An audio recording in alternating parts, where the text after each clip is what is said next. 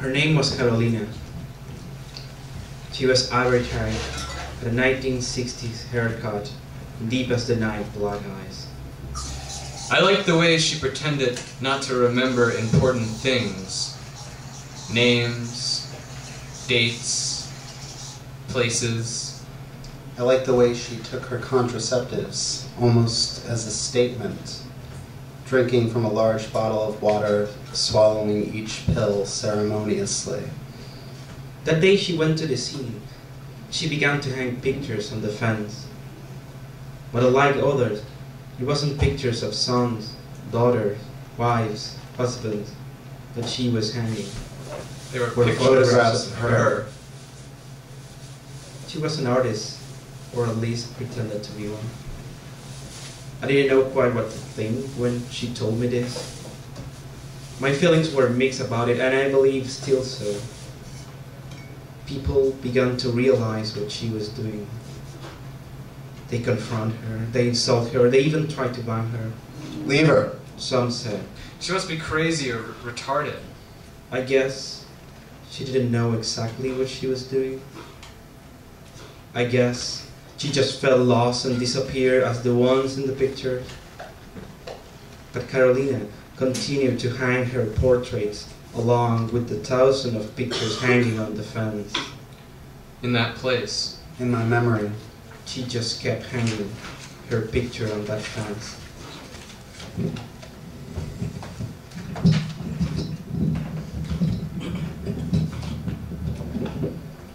The thread of parallelism. Threads connecting poetry, rhetoric, a slip, a speech, a collection of lines and caesuras, pretty invisible shapes. Like rising smoke. Intangible. Intangible. To be held complicit. At twilight, swallows flooding the park. Miraculous. We must endeavor not only towards the translation and appropriation of that which we approve of or value, but that which is most reprehensible, to separate the intentionality of the author from the production of meaning and embrace exemplarity, not just as an argumentative or rhetorical strategy, but as a poetics in and of itself, to let the detritus and heights of our cultural and political lives speak on their own terms, to think of the poet less as the painter and more as the craftsman who constructs the frame.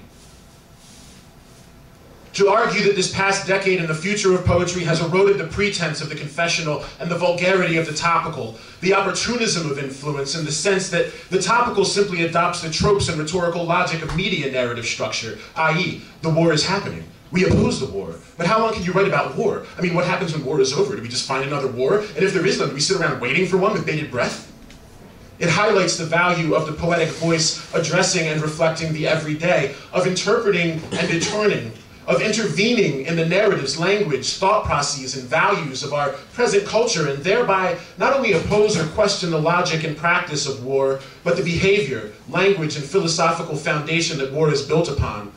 To construct dialectical images, concrete in the visual and proverbial sense, enduring and impactful collections and galleries of the ephemera of culture, as well as the traumatic and the horrific, as well as the joyful and the celebratory, not in the delusional quest for permanence or tradition, but the wholly absurd and yet wholly necessary quest to use poetry to not only settle those unsettled debts of history, but to challenge the very notion of indebtedness, to light the fuses which will result in these explosions of dialectical images in the minds of the reader, to write poetry in the service of uncovering and enacting revolutionary consciousness.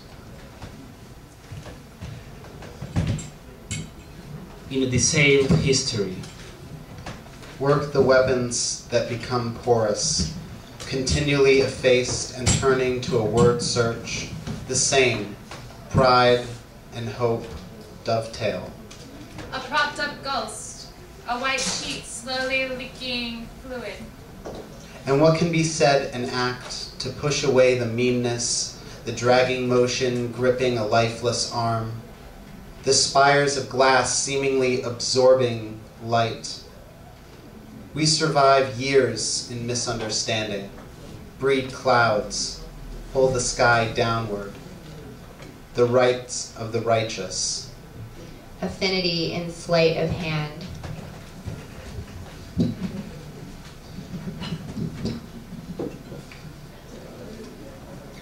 A dry leaf, withered, faded, falling inevitably from a tree, from a skyscraper, from a military aircraft. The shadow of a butterfly moving across the asphalt. The shadow of a leaf moving, falling toward concrete. 4 days later, and he was talking about the storm that changed everything. Tumbleweeds rolling on Pearl Street in front of the Borders Books and Music. This all happened in Trilogy Lounge that night. I had just escaped narrowly from a life spent in the Chrysalis Co-op, where they had paintings on every bedroom wall of butterflies emerging from cocoons. There was a guru named Josh who lived in the basement, and all the crunchy girls upstairs said they were borrowing his books. Josh turned off the water if he thought we were taking too many showers, so I didn't always feel pleasant in class the next day. Lauren took me to a little town near San Jose where her parents were from. Closer to the scenic view, we stepped inside the Winchester Mystery House. Lauren said a crazy man once lived there in the 1800s, one of the wealthiest crazy men ever. He pack-rated muskets and pictures of sailors and creepy dolls that reminded him of his dead daughter. He believed that a colony of tiny alien men would one day take over. On her blog spot, she posted a video of herself dangling from a bungee cord and throwing herself down upon the floor over and over again violently. It was here that I realized I didn't want that piece about myself on this blog spot. I told her to erase it, so without words, the blog spot no longer mentioned my name, and I was no longer regarded as valuable.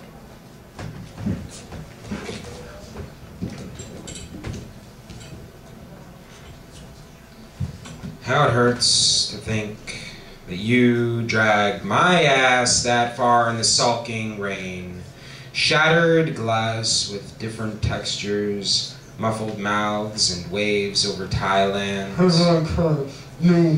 Maddening currency and world governments, syndromes, jacked, crooked guns. Emboldened and bloody Tega, Rangers, a radio, the land of broken bricks. There are rifles and then there are ammunitions. Hundreds of bagged heads, matches on the bathroom radiator, Hans Castor. Crying. And holding his brother, further suffocation is his... Right as the morning. Dagger down a Dan's throat. David, Tom,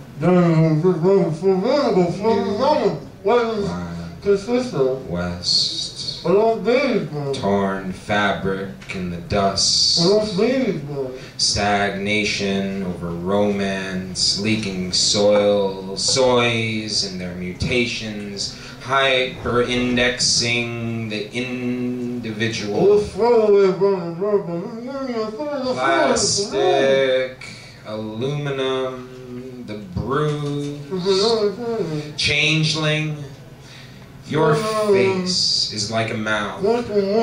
Once ash, a drain buffer like frozen buttered toffee.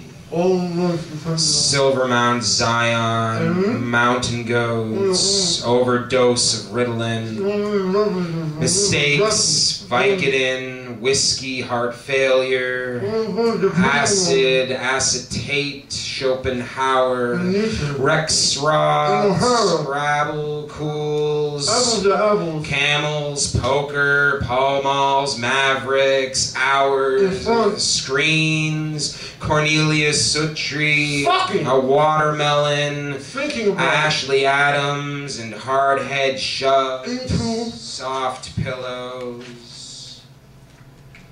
3 years later, balked airwaves, playing